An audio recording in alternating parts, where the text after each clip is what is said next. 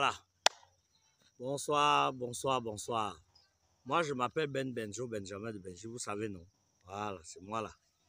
Si je viens ici aujourd'hui, c'est pour qu'on parle un peu de deux ou trois petites choses. Le Cameroun que vous voyez là existe depuis avant votre naissance. Et le Cameroun là n'a jamais été un État parfait. Le Cameroun. Il a été comme il est, avec ses hauts et ses bas.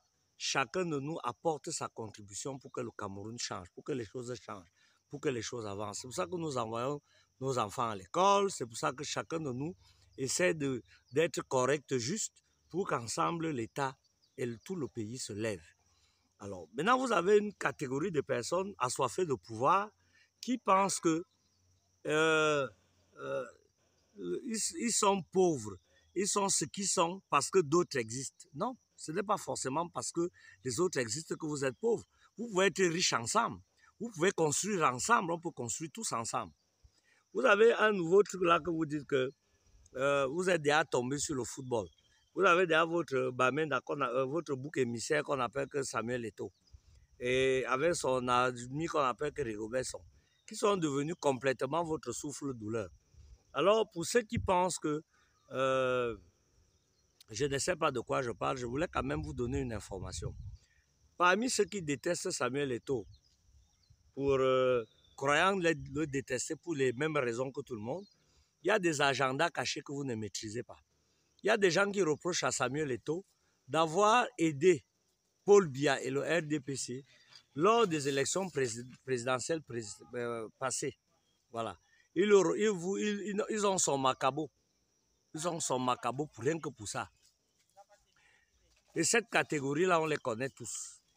Et cette même catégorie enchaîne en disant que Samuel Eto'o, quand ils attendaient que Biya va échouer une fois de plus, en faisant que on nous enlève l'organisation de la CAN, Samuel Eto'o est sorti de nulle part, est venu soutenir Biya pour que la CAN soit organisée au Cameroun et a apporté tout son soutien à ce président de la République. Alors, ils en veulent à ce gars à mort. Et tous les jours, ont des laboratoires à faire, ils créent des informations tous les jours que Dieu a créé pour essayer de le déstabiliser. Ils ont essayé avec la FIFA, ça n'a pas marché. Ils sont allés au TAS, toujours aucun résultat. Ils sont même arrivés à la CAF. La CAF est tout là regardant. Tous les jours, vous entendez que la police, la PJ, ils sont partout, partout. C'est vrai qu'Eto'o aussi ne nous aide pas avec, en écoutant ces petits sbires qu'il a autour de lui, qui lui disent, et les bénis qui viennent lui dire, pour des besoins de grattage, viennent lui dire ce qu'il va entendre. Il y a aussi ça.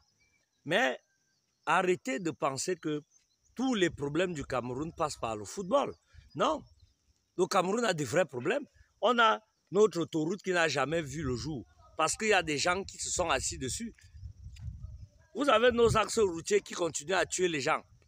Hein? Tu ne peux pas partir de Yaoundé pour l'Ouest en toute paix. Ta famille est inquiète parce qu'on ne sait pas si tu vas arriver ou pas. Oui, tu ne peux pas prendre la route de Douala, que ce soit par l'ouest ou bien par Yaoundé, en paix. Ta famille va mourir de peur. Si tu arrives à Douala, tu ne fais pas signe, ou bien tu pars de Douala pour Yaoundé sans faire signe, mais tout le monde entre dans le coma parce qu'on sait que tu n'es pas sûr d'arriver. On connaît déjà les réalités de notre pays. Alors, je voulais dire ici que vous ne pouvez pas prendre en otage notre équipe nationale, notre football, sous le prétexte que vous avez un mauvais gouvernement qui s'appelle Eto'o à qui vous voulez régler des comptes. Nous, on est très contents de notre qualification, très contents. On sait comment on a souffert.